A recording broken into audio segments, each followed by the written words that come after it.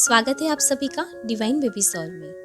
आज हम सभी गर्भवती माँ को बताने जा रहे हैं कि मकर संक्रांति के दिन यहाँ पे दिए गए काम आप बिल्कुल भी ना करें। अगर आप ऐसा करेंगे तो आपको और आपके आने वाले शिशु को हानि पहुँच सकती है। इसीलिए इस वीडियो को आप ध्यान से सुने और यहाँ पे दिए गए काम जो आपको नहीं करने हैं वो आपको ध्यान में रखने हैं। मकर संक्रांति का हिंदू धर्म में बहुत ही ज्यादा महत्व है। मकर संक्रांति के पावन पर्व पर सूर्य देव की पूजा का विधान है। मान्यता है कि इस दिन पवित्र नदी में स्नान करने से जातकों के पाप धुल जाते हैं। मकर संक्रांति के दिन दान पुण्य करना बहुत ही शुभ माना जाता है। ऐसा करने से सबकी मनोकामना पूर्ण होती है। हर गर्भवती माँ इस दिन सूर्य की पूजा जरूर करे और सूर्य देव को प्रार्थना करे कि उसके जैसा तेजस्वी और ओजस्वी शिशु हमें प्राप्त हो। ज्योतिष शास्त्र के अनुसार इस दिन सूर्य देव मकर राशि में आते हैं, जिसका प्रभाव न केवल सभी राशियों पर बल्कि पूरे वातावरण पर भी पड़ता है। ऐसे में मान्यता है कि मकर संक्रांति के दिन कुछ कार्य को भूलकर भी न करने चाहिए। ये कार्य बेहद अशुभ माने जाते हैं। ऐसे में भी अगर आप गर्भवती हैं तो इन कार्यों को आप बिल्कुल भी ना करें, ताकि आपके गर्भस्थ शिशु को भी कोई भी हानि ना पहुंचे। आइए जानते हैं उन कार्यों के बारे में। मकर संक्रांति के दिन यदि आपके घर कोई भिखारी, साधु, बुजुर्ग या असहाय व्यक्ति आता है तो उसे घर से खाली हाथ न जाने दें। अपने सामर्थ्य के अनुसार उसे कुछ न कुछ दान देकर ही विदा करें। अगर आप कोई भी दान उसे देते हैं तो उनका बहुत ही महत्व बढ़ जाता है, क्योंकि इस दिन दान का बहुत महत्व है। इस दिन दान में देने के लिए तिल का कोई भी सामान हो तो और भी अच्छा माना जाता है। इस दिन स्नान के पहले कुछ भी न खाए आप और नहीं पिए। मकर संक्रांति के दिन गंगा या किसी अन्य नदी में स्नान और दान करके ही कुछ खाना चाहिए। अगर आपके आसपास ऐसी कोई नदी नहीं है तो गंगा जल का छिड़काव अपने आप पर कर ले।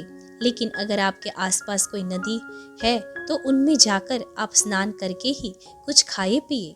लेकिन हाँ, आप गर्भवती है तो जरूर सावधानी बरते कि वहाँ पर आपका पैर फिसल ना जाए। सावधानी पूर्वक स्नान करें।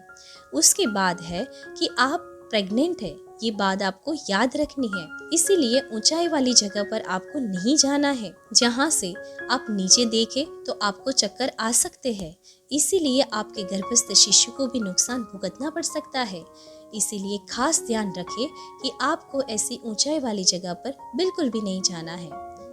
अगर आप गर्भवती है तो आपको आराम की ज्यादा जरूरत है। हाँ, आप टेरेस पर जाके मजा जरूर ले सकते हैं, लेकिन ध्यान रखें कि आपके गर्भ में भी कोई शिशु पल रहा है, इसीलिए आपको आराम ज्यादा करना है। उसके बाद है कि आपको खाना खाने में भी ध्यान रखना है। ध्यान रखें कि इस दिन आप बाहर का बासी या तला हुआ खाना बिल्कुल भी ना खाएं। ज्यादा आनंद और मजे करने में अगर आप ऐसा बासी और तला हुआ खाना खाएंगे तो आपको डाइजेस्ट प्रॉब्लम हो सकता है, जिनके कारण इनका नुकसान गर्भस्थ शिशु को भुगतना पड़ेगा। इसीलिए इस दिन खास करके आप हेल्दी डाइट ही फॉलो करें। ध्यान रखें कि इस दिन आप अगर टेरेस में जाते हैं तो ज्यादा पानी पिए।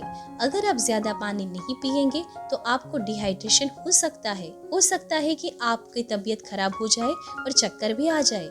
इसीलिए आप अगर गर्भवती है तो ध्यान रखें कि इस दिन पानी की बोतल अपने साथ ही रखें और बार बार पानी पिए, ताकि आपको डिहाइड्रेशन ना हो।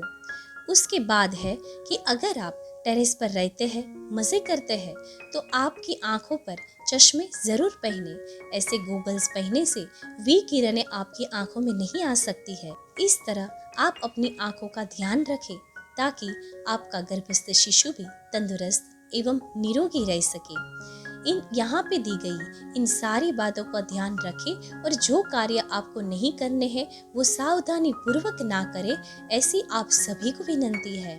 आशा करते हैं कि ये माहिती आपके लिए बहुत ही मददरूप साबित होगी। धन्यवाद।